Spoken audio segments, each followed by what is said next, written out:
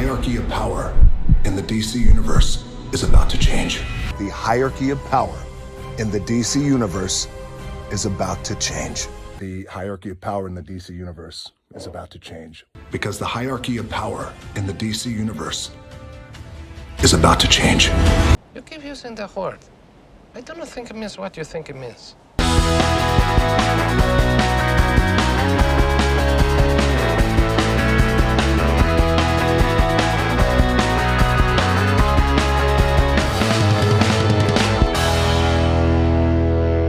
I was a slave until I died. Then I was reborn a god. My son sacrificed his life to save me. Open fire! War going. Now, I kneel before no one. How's it going, guys? Welcome back to my channel and time for another episode of Luke's Reviews. On today's video, after first being cast in the role almost 10 years ago, in fact I think it's over 10 years ago, Dwayne Johnson's long in gestation superhero project is finally hitting cinemas. But was it worth the wait? This is my review for Black Adam. Teth Adam was a slave in the ancient era of Kahndaq. However, following the loss of his wife and child, he swore revenge and was bestowed tremendous power. But since that time, he has remained entombed. That is, until he is awoken and discovers himself in a much different world than what he remembers. His quest for revenge and power is still prominent, so it's up to the Justice Society to intervene and either come to a peaceful resolution or prepare for a fight. Dwayne Johnson has worked his arse off to get this movie made. I'm talking close to a decade of it being stuck in production hell. However, his passion for the character has always remained paramount. To the point where, with the DCEU currently being in this state of flux where no one really knows what's going on, with films either being really good or really bad, and the higher-ups at Warner Brothers driving the series off a cliff, he was promising that Black Adam would put the universe back on track and drive it forward into the future. Did it? No, it did not. Black Adam is 2 hours of nothing, and then like a 2-minute pretty cool post-credit scene. I say pretty cool. A really cool post-credit scene. But in a way feels unearned given the 2 hours that you have to sit through to watch it. The film's biggest offender is the screenplay. It's appalling.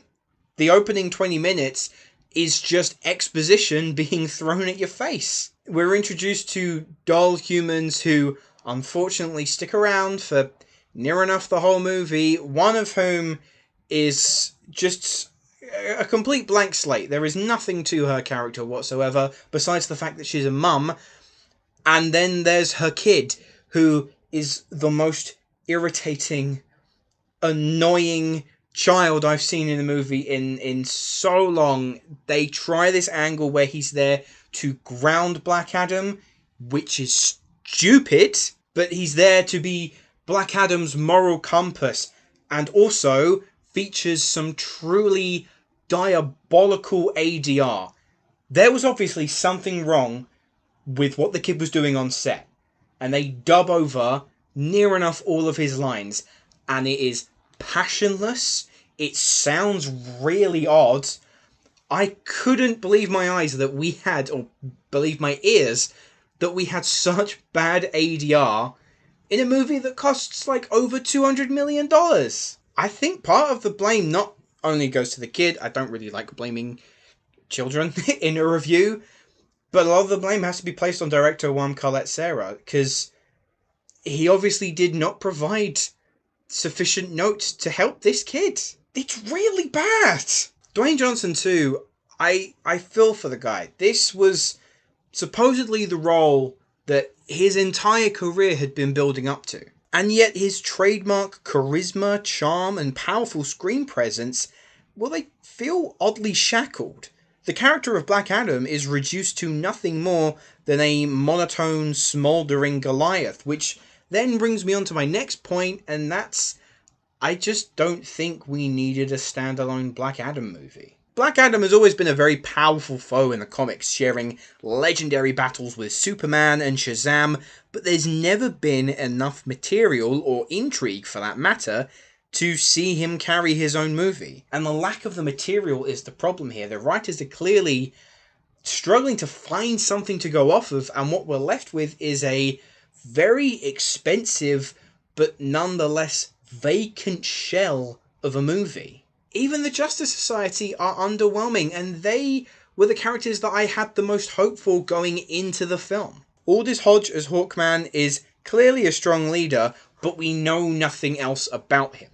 Pierce Brosnan as Dr. Fate harbours a lot of power, but we know nothing else about him. Quintessa Swindell as Cyclone has cool wind powers and is pretty smart, but we know nothing else about her.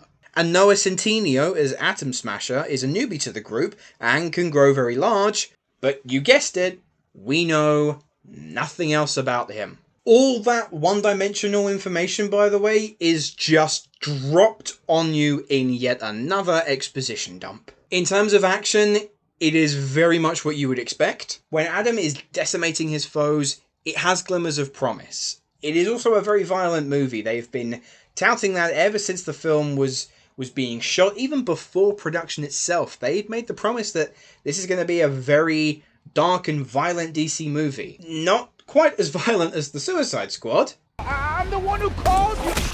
But all in all, Adam is supposed to be this unstoppable force, and I'd be damned if I didn't say that there was some entertaining aspects to just watching Dwayne Johnson completely clean house. If you are solely after non-stop action, and I don't mean that in a good way, then there's no denying that Black Adam does keep its foot to the floor for near enough the entire runtime. But don't expect anything memorable with this film, especially when it comes to its villain. There are two reasons why you have not seen this villain in any of the marketing materials. And that is, number one, it looks horrendous. Again, I keep coming back to it. This film cost, I think, nearly $200 million to make, and there are some glaring things that they completely missed the boat with. And second, it is the age-old trope of bringing that villain in at the last minute in the third act, and I'm so tired of it. There is only one credit scene right in the middle. You don't have to stay until the very end. It is cool. I am very excited, hopefully, for future prospects. Not necessarily if they keep the quality of the films like they have here, but the potential, yes, it's very interesting. You probably know what it is, though. And I say that because Dwayne Johnson hasn't exactly kept it secret. He is mentioning it without specifically naming it in every press interview. So you only need to put two and two together to figure out what happens in this post-credit scene. In fact, he has had more good things to say about this post-credit scene and the future than he has about this film as a whole. Enough said. I would hesitate to call Black Adam a film because it sorely lacks many of the components to consider itself one. Even if you were to leave your brain at home, watching Adam crash into buildings and beating people senseless can only entertain for so long. The plot is shambolic from start to finish, featuring characters who are either one-dimensional, annoying, or one-dimensional and annoying. And if you were to ask me what actually happens in the film, I'm not entirely sure I'd be able to give you a coherent answer.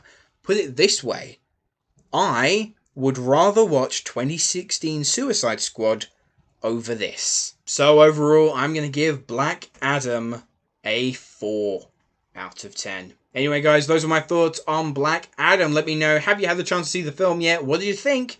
Leave your thoughts in the comments below. And my question to you, it's more of a general one. Did you like Black Adam? Obviously. Did you not like Black Adam?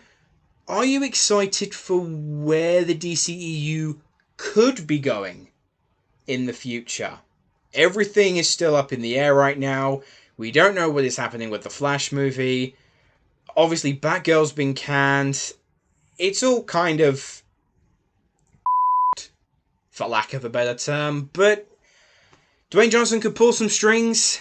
he might be able to steer the ship, but yeah, at least in my opinion, let's not hope it's in the same direction that they were going with Black Adam the film. But that is all we have time for here today, so thank you very much for watching, and I will see you in the next video. Hello, thank you so much for watching. I hope you enjoyed the video. If you have, make sure to click that like button, and if you aren't already, click that subscribe button too.